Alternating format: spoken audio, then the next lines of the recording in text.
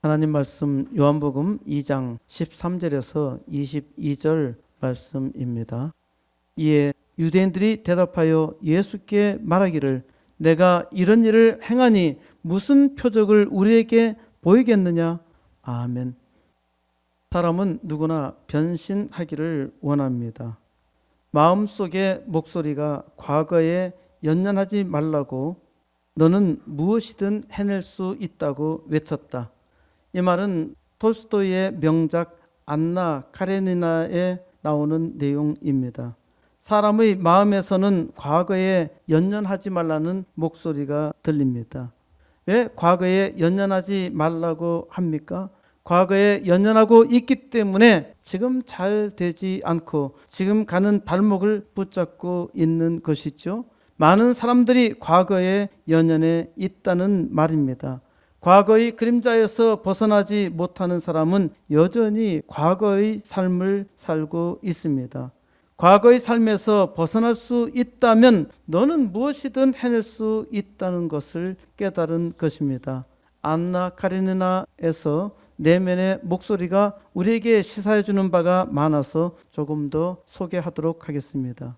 콘스탄틴 레비는 자기 집에 돌아와서 하녀에게 손님 대접받는 것도 좋지만 내 집만한 곳은 없더라 라고 말하며 서재로 들어갑니다.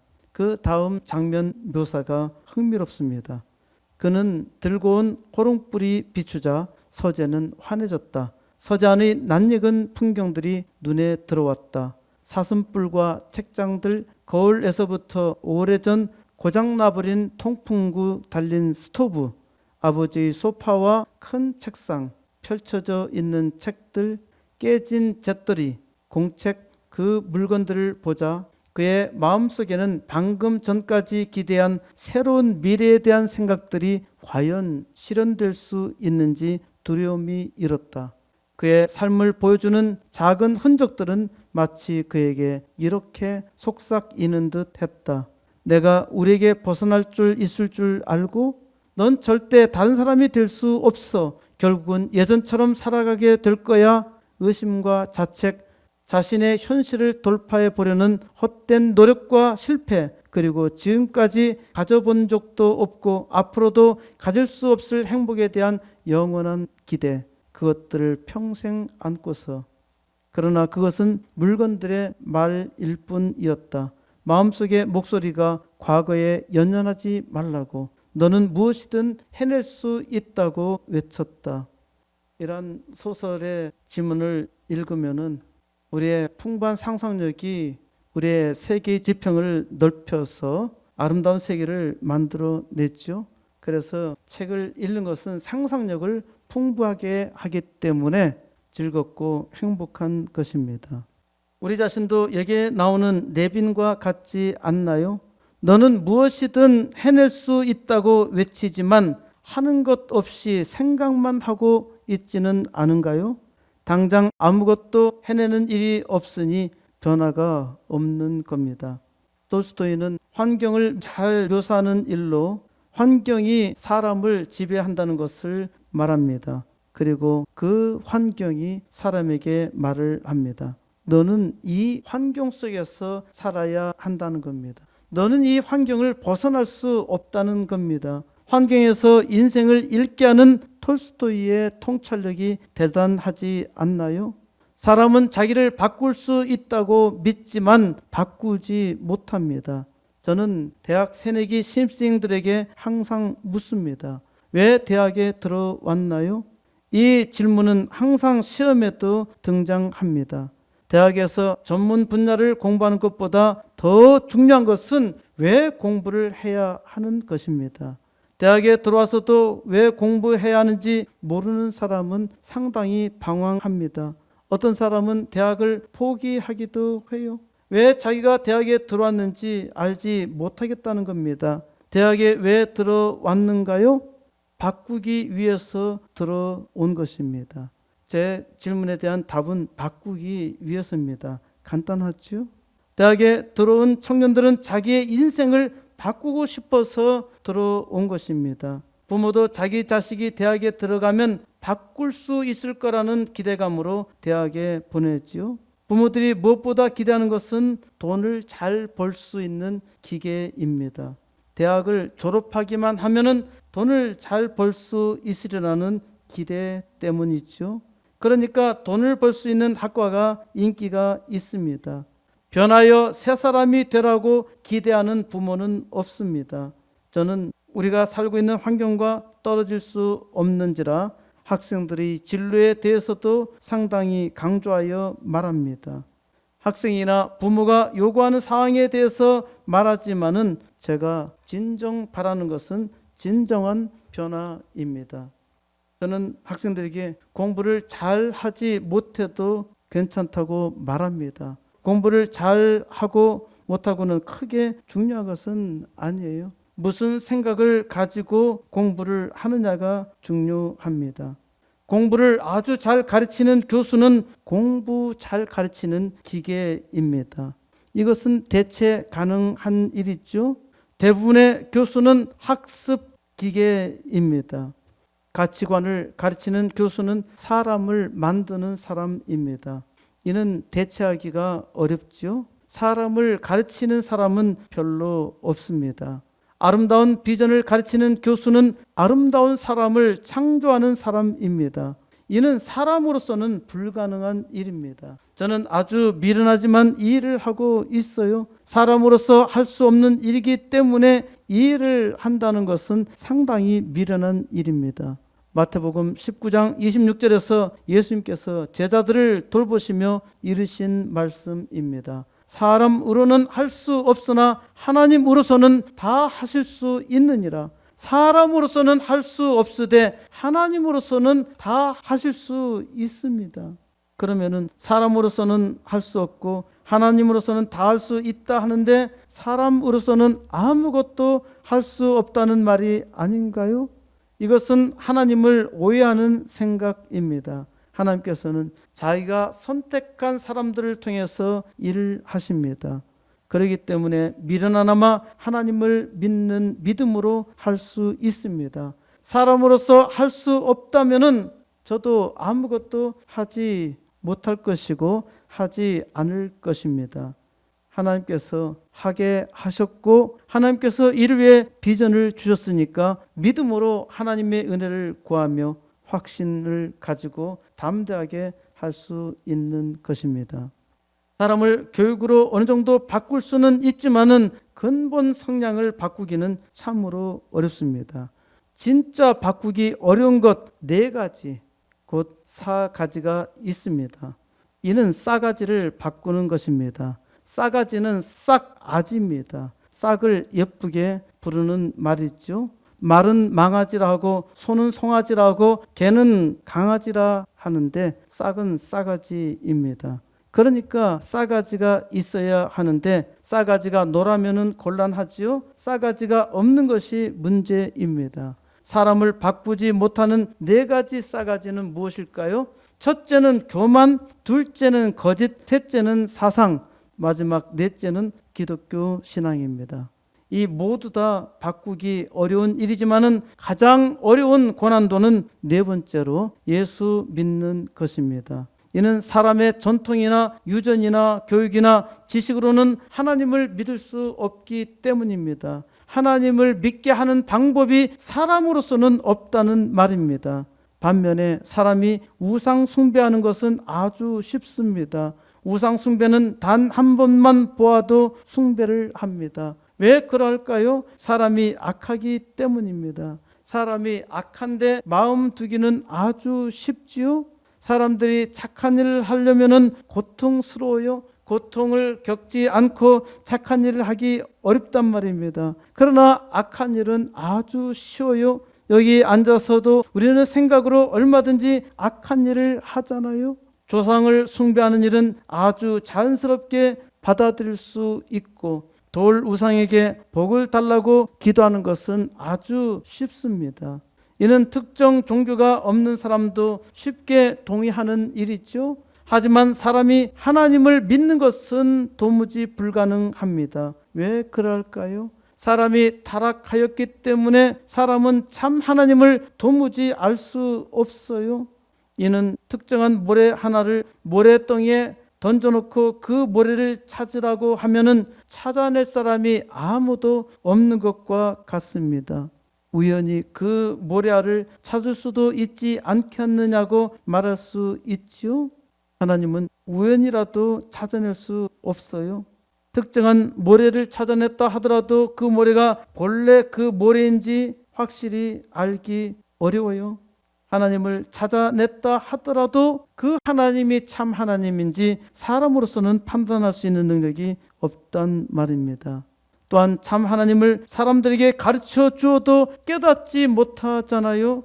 예수 믿는 가정이기 때문에 하나님을 믿는 것처럼 보이지만 전혀 아닙니다. 20세기 허무주의로 세상을 허무하게 만들었던 니체는 목사의 아들이었습니다. 어렸을 때는 목사의 흉내를 내서 설교를 하며 사람들을 감동시켰지만은 니체가 커서 신은 죽었다고 선언했죠. 하나님을 가르쳐 주어도 사람이 깨닫지 못하여 오히려 거역하고 반역하기까지 합니다. 이것이 사람입니다. 사람에게 잘 가르쳐 주면은 알 것 같지요? 사람은 잘 깨닫지 못한단 말입니다. 요한복음 1장 12절에서 영접하는 자, 곧 그 이름을 믿는 자들에게는 하나님의 자녀가 되는 권세를 주셨다고 선언합니다. 예수의 이름을 믿는 자들에게는 하나님의 자녀가 되는 권세를 주셨다는 말씀이죠. 그런데 누가 예수의 이름을 믿나요? 13절에서 이는 혈통으로나 육정으로나 사람의 뜻으로 나지 아니하고 오직 하나님께로부터 난 자들이니라. 혈통으로나, 이는 부모가 예수를 믿었다고 해서 자녀가 예수 믿는 것이 아니라는 말입니다. 우리 집이 예수 믿는 가문이야 그래서 예수를 믿게 된 것이 아니라고요? 예수 믿는 가문이라면은 그래도 복을 받은 것이지요. 그러나 하나님을 믿는 것은 하나님의 은혜를 자기가 받느냐에 달려 있습니다. 하나님께서 축복하신 가정에서 복되게 자라나야 하는 것이지요. 육정으로나, 이는 사람이 예수를 믿고 싶은 욕심이 있다고 해서 믿는 것이 아니라는 말입니다.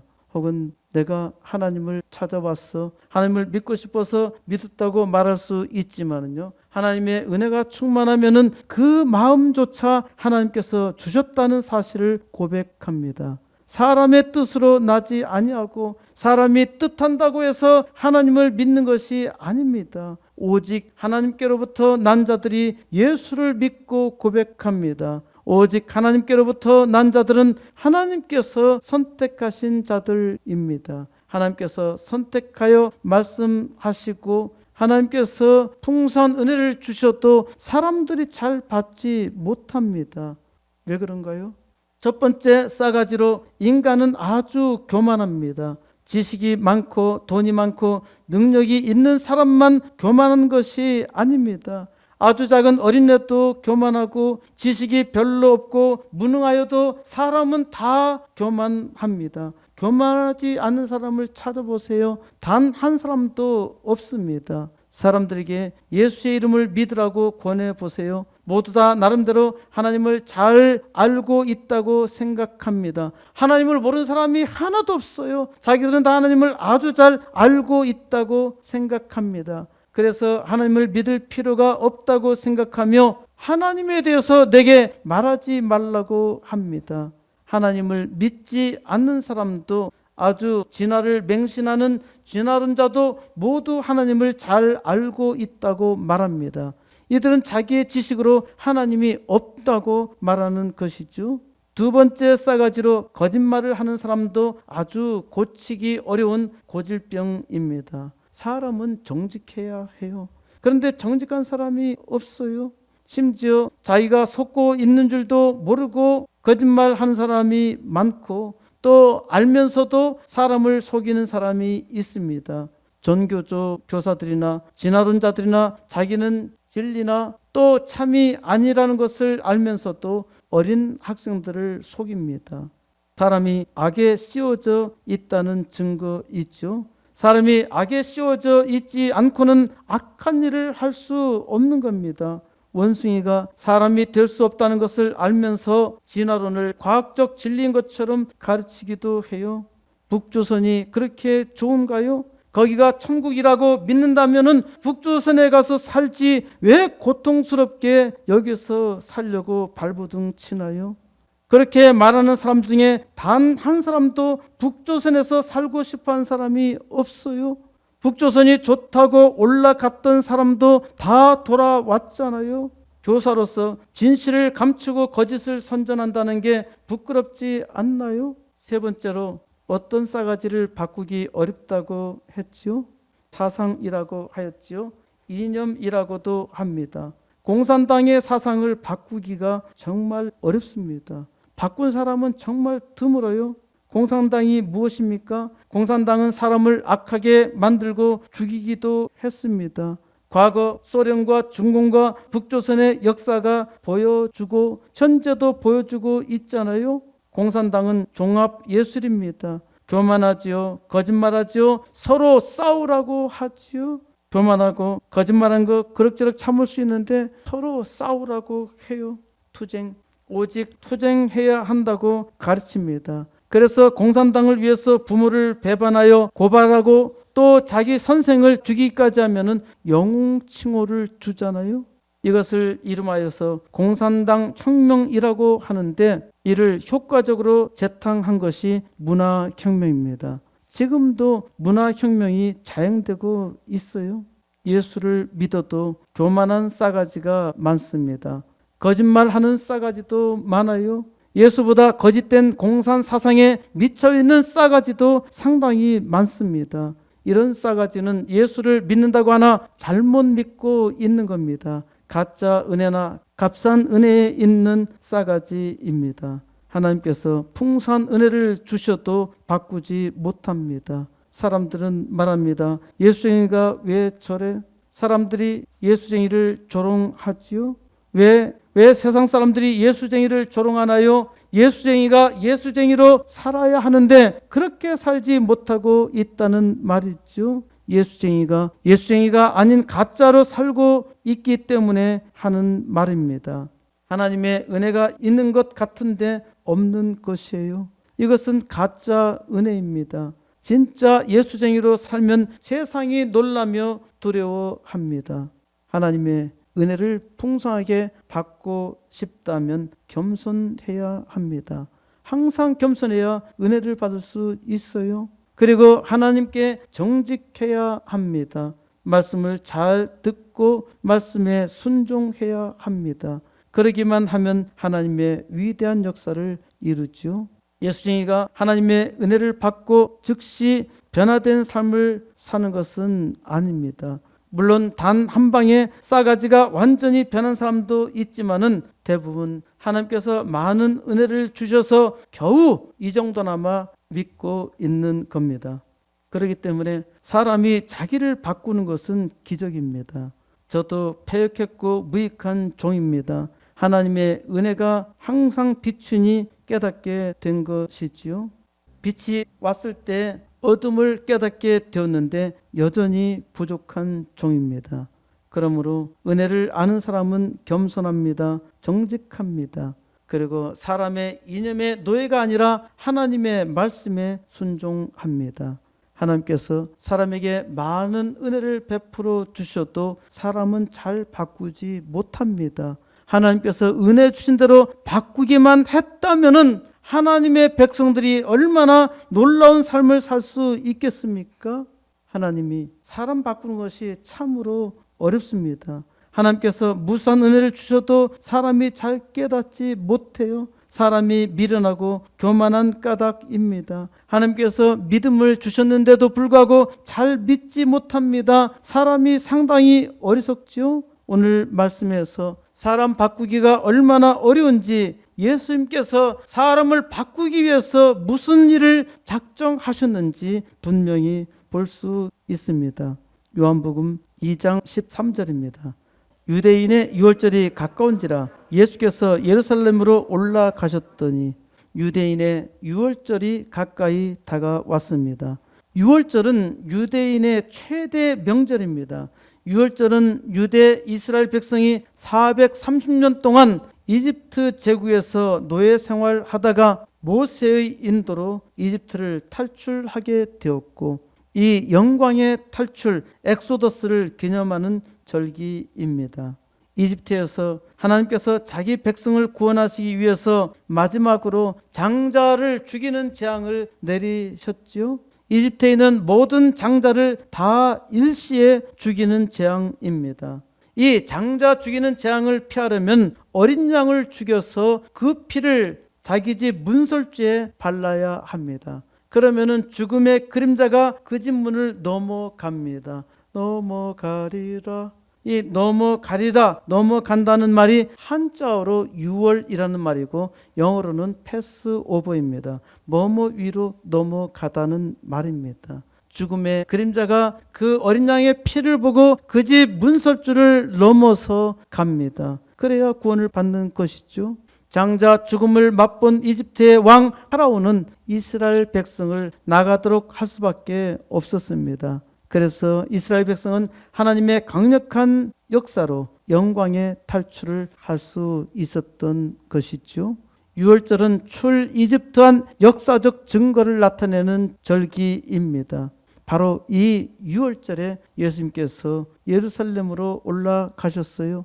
왜 유월절에 예수님께서 예루살렘으로 올라가셨을까요? 예수님께서 유월절 어린 양으로 죽으시려고, 나를 구원하시기 위해서 나를 대신해서 죽으시려고 예루살렘에 올라가신 것입니다.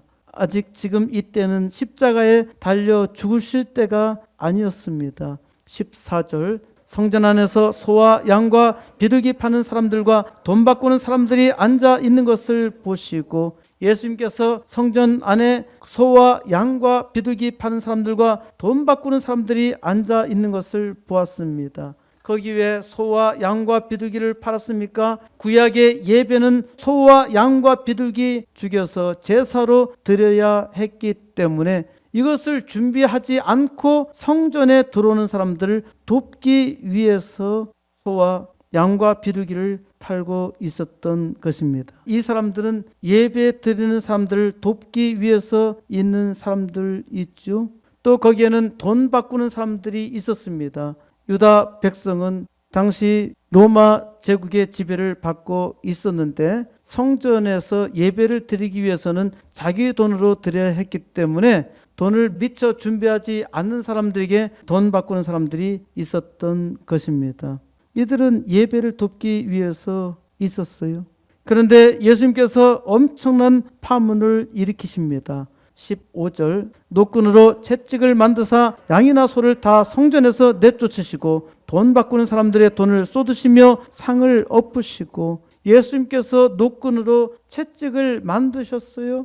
그래서 양이나 소를 다 성전에서 내쫓으시고 돈 바꾸는 사람들의 돈을 다 쏟아 버리시고 상을 엎으신 것입니다. 사람들이 감히 상상할 수 없는 충격적인 사건이지요. 사실 이것은 혁명이었습니다. 어제의 관습에 사로잡혀 살아온 사람들을 단 한 방에 뒤집어 버린 혁명입니다.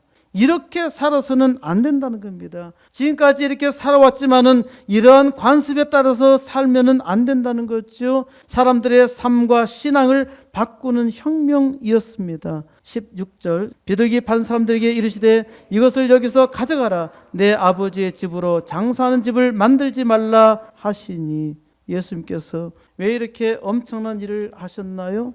내 아버지의 집을 장사하는 집으로 만들지 말라는 말입니다. 사람들은 아주 익숙한 습관에 따라서 살았는데 이들은 예배하는 성전이 아니라 신압으로 장사하는 집으로 만들었던 것입니다. 예배하는 장소가 장사 중심으로 바뀌었던 것이지요. 성전은 예배를 드리는 장소입니다. 성전에서 관례에 따라서 예배를 드리기는 하였지만은 본래 예배보다 떡 장사하는 일에 빠져 있었던 것입니다. 오늘날 교회도 이 말씀에 비추어 잘 생각해 보아야 합니다. 교회가 잘못된 길로 가고 있지 않는지, 교회가 지금 잘못된 길로 가고 있어요. 교회가 위기입니다. 교회가 교회로 회복되어야 합니다. 교회는 구원과 부흥을 사모해야 해요. 교회가 값싼 은혜나 가짜 은혜로 치장하니까 겉보기에 화려한 회칠한 무덤 같고 교회가 무익하여 세상의 조롱이 되는 것입니다. 교회가 참된 교회로 서면은 사람들이 교회를 두려워하고 또 교회에 오고 싶어 합니다. 교회가 참된 은혜로 은혜를 사모하면은 교회는 부흥의 역사를 이루며 세상의 소망이 됩니다. 17절 제자들이 성경 말씀에 주의 전을 사모하는 열심히 나를 삼키리라 한 것을 기억하더라. 예수님께서 바르게 고쳤으면 따라야 은혜 있죠. 예수님께서 과감하게 개혁하였으면 순종하면 되지요. 하지만 이 놀라운 혁명은 예수님을 죽음으로 이끌어 갑니다. 대단히 역설적이지 않나요? 사람이 참으로 미련하고 악하다는 것입니다. 악한 일에는 사람들이 미치도록 선동하며 추종합니다. 소와 양을 때렸던 채찍은 예수님이 십자가에 달리시기 전에 채찍에 맞습니다. 예수님이 소와 양을 대신해서 십자가에서 산 제물로 드려집니다. 제자들은 나중에서야 이 일을 기억했습니다. 구약 성경에 기록되어 있는 말씀을 예수님께서 자기 몸으로 친히 이루셨던 것입니다. 시편 69편 9절에 주의 집을 위하는 열성이 나를 삼키고 주를 비방하는 비방이 내게 미쳤나이다. 이 말씀은 바로 시편 69편 9절의 말씀을 이루신 것입니다. 하나님의 나라의 부흥을 위해서 열심을 내었는데 오히려 사람들은 비방하며 괴롭히는 것입니다. 세상 만민을 구원하려 오셨는데 사람들은 모두 다 죽이려는 것이죠.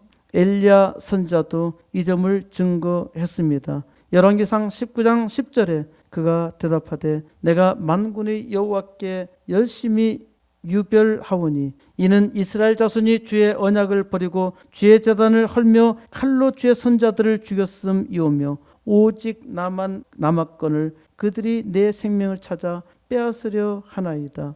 엘리야 선자가 주를 위해서 열심히 일을 했지만은 이제 죽게 되었다는 것입니다. 저 간악한 왕비 이세벨에 의해서 죽는 것보다 차라리 주님 죽여주는 것이 편하니 죽여달라고 요청합니다. 열심히 죽게 만든 것이죠. 가만히 있었으면 살았을 겁니다.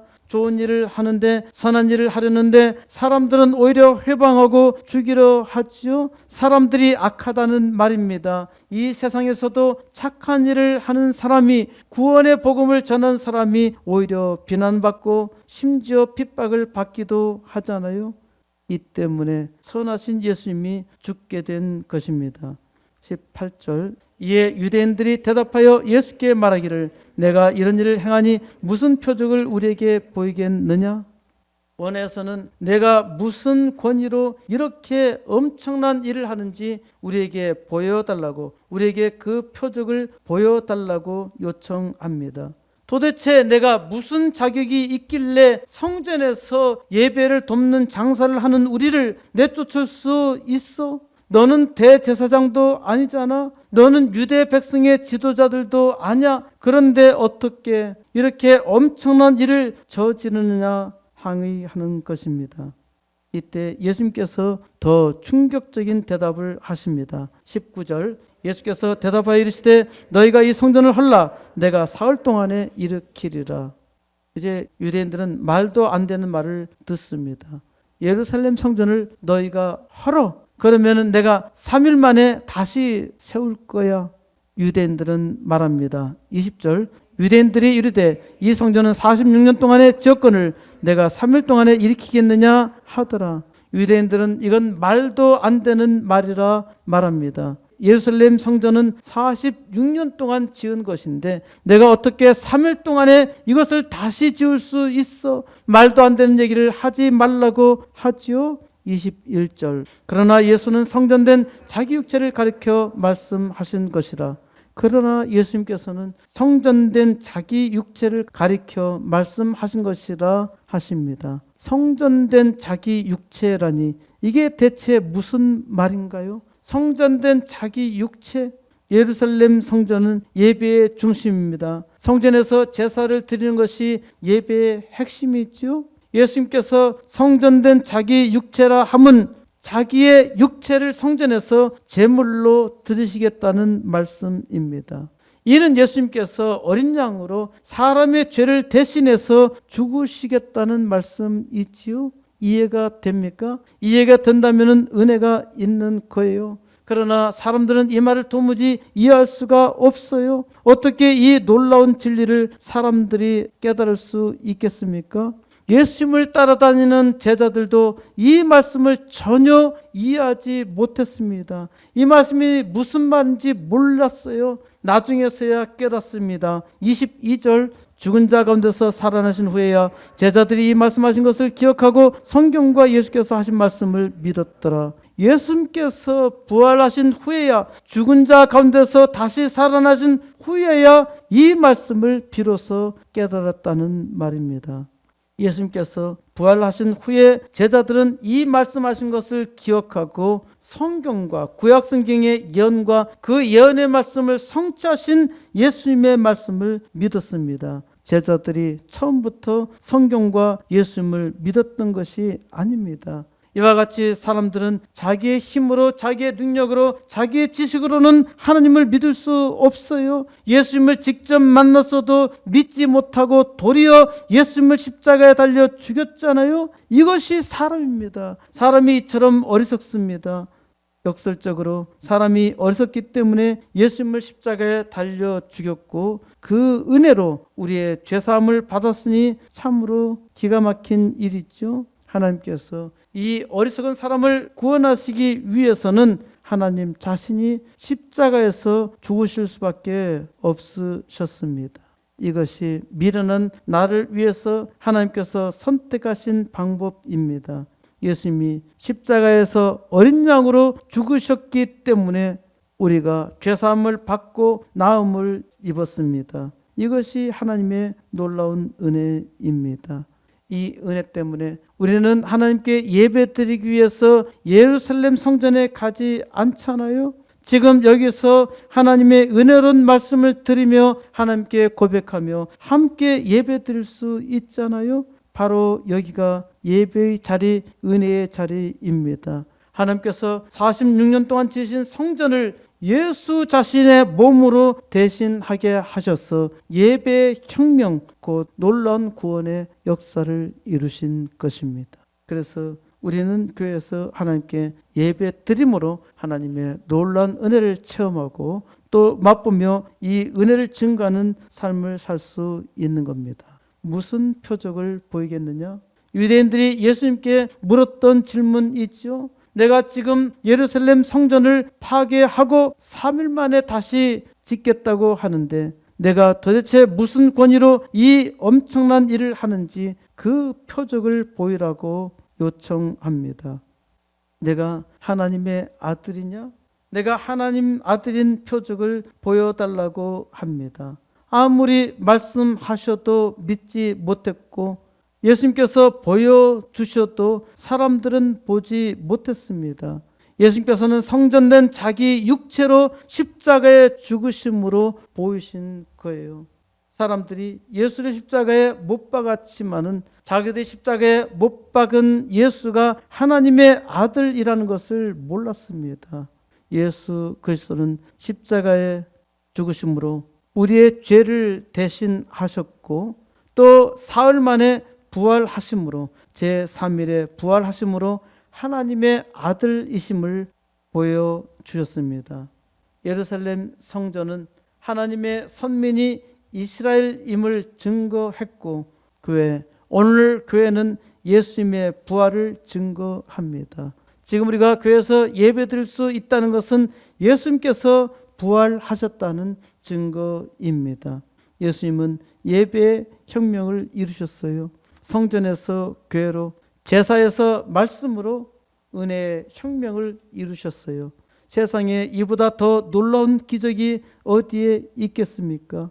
이보다 더 놀라운 은혜가 어디에 있습니까? 오늘 우리가 그 은혜로 죄사함을 받고 구원을 받아서 하나님의 위대한 일을 하는 것입니다. 무슨 표적을 보이겠느냐? 이제 예수님께서 나에게 물으십니다. 이제 은혜를 받은 여러분이 표적을 보일 차례입니다. 여러분 자신이 표적입니다.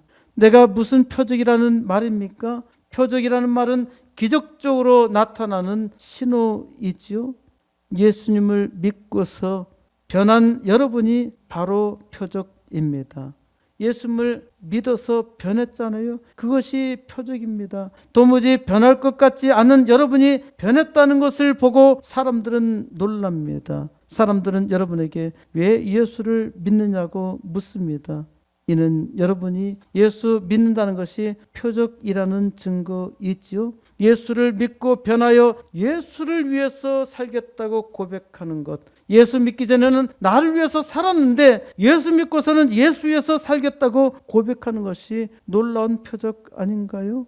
더 나아가서 이 땅을 바꾸겠어, 이 절망적인 세상을 바꾸겠어, 이는 사람이 상상할 수 없는 것이니 이것 또한 놀라운 표적입니다. 예수님을 영접하는 자는 모두 다 변했어요.